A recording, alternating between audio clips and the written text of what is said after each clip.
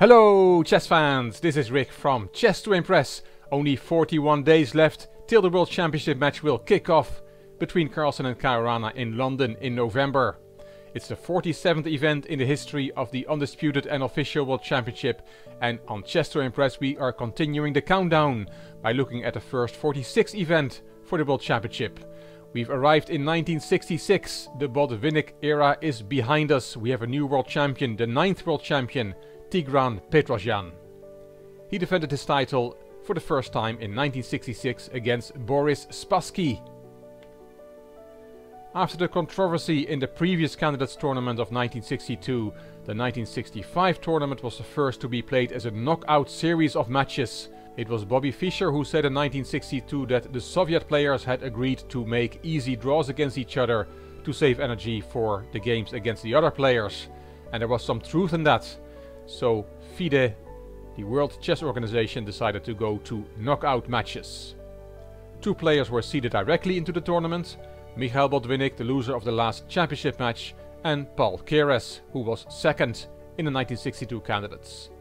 Botvinnik declined, he retired from the World Championship. His place was taken by Efim Geller, another Soviet player, who had finished third in the 1962 candidates. And this is the lineup. Spassky beat Keres in the quarterfinals. Geller beat the old warrior Smyslov. Bent Larsen from Denmark beat Borislav Ivkov. And Tal beat Portisch. In the semifinals, Spassky overcame Geller and Tal narrowly beat Larsen. Spassky beat Tal in the final and qualified for the World Championship match against Petrosian. And this is what the chess literature says about the match. Before the match, most people thought Petrosian has no equal in positional play and that tactical positions are his weak spot. Apparently Spassky was of the similar opinion. His match tactics consisted of playing offbeat, objectively dubious opening systems in hope of creating tactical complications and outplaying Petrosian in an irrational struggle. This is a picture from the match. The world champion Petrosian on the right and the challenger Spassky on the left. In this video we're going to look at Game 10 of the 1966 match. Let's get into it. After Game 9 the score was 5-4 in favor of Petrosian, who had won Game 7. The other 8 games had ended in a draw. It was the 2nd of May 1966 and Petrosian was white, Spassky was black, and the world champion opened with the knight.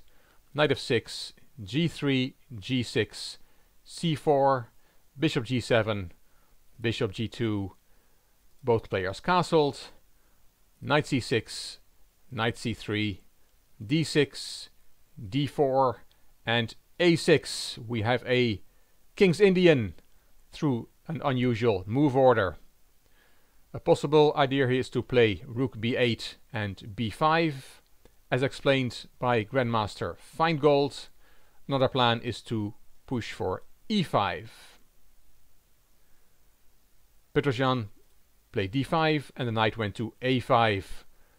Watch that knight, it's move 8, the knight is on a5, and at the end of the game that knight will still be there. It's attacking the pawn on c4, and you don't really want to protect that pawn with b3, that's dangerous, because if the knight from f6 moves, then suddenly the bishop is attacking all sorts of stuff on the long diagonal. So after knight a5, knight d2 was played to protect the c4 pawn. Now white is threatening b2, b4 to win that knight. That knight has no squares, so Spassky played c5 to avoid that happening. Queen c2, defending the knight on c3, planning to play b2, b3 to develop his bishop that way. And Spassky plays e5. b3 is planned, and knight g4, with the idea of pushing the f-pawn up the board. A typical move in the King's Indian. e4, there comes f5. Petrosian took. Spassky took with the pawn, and knight d1. Here bishop b2 was given as a better move in several commentaries on this game, but Petrosian wants to control the e3 square so that he can kick the knight with f2, f3, without knight e3 forking queen and rook. b5, Spassky is displaying activities all around the board. After only 14 moves, he has moved 7 of his 8 pawns. Only this one is still at home. Very active, aggressive play from the challenger. F3, kicking the knight. You and I would probably have kicked the knight with H3, but we are not world champions. So F3 by Petrosian. And here a very nice move from Spassky. E4. Leaving that knight en prise on G4. Because now the bishop is attacking the rook, unprotected rook in the corner. The move E4 is also freeing up the E5 square for the knight, which is a much nicer square than back to F6. E4, beautiful move. Bishop B2 to save the rook. And E takes F3. Bishop takes. Spassky now took on B2. Queen takes and a knight to that beautiful square on E5. This is a beautiful knight, but remember, his colleague on A5 is still stuck there. Bishop E2, defending the C4 pawn, which was attacked 3 times by black, so I have to be careful, we don't want to lose that pawn. And now look at this move, F4. Spassky keeps going forward. Spassky recognizes that he has to act fast. If he plays slowly, white will move his pieces to better squares and will then be better positionally. Black has a lost knight on A5 as mentioned, and also weak pawns on F5 and H7, and also an unsafe king, so he's going on the attack. A good alternative would have been rook A7, activating the rook over the 7th rank. It's not so easy to activate that rook on the back rank. Petrosian took the pawn, and here the best move is rook takes F4. Quite surprising, but not really, because after rook takes F4, black has queen G5 check, wins the rook back, and it's clear that white's king does not have much protection either. But after G takes F4, Spassky did not take the pawn, he played bishop H3, attacking the rook. And now look at this move. Tigran Petrosian was famous for his exchange sacrifices, and here we see one. Knight E3, wonderful move. Activating the knight, giving up the exchange, and Spassky took it. Rook takes back, and now if the knight on A5 was somewhere on the king side, black would be better. But here white is better, as he will dominate the light squares. Black just parted with his light squared bishop, and white still has got his light squared bishop.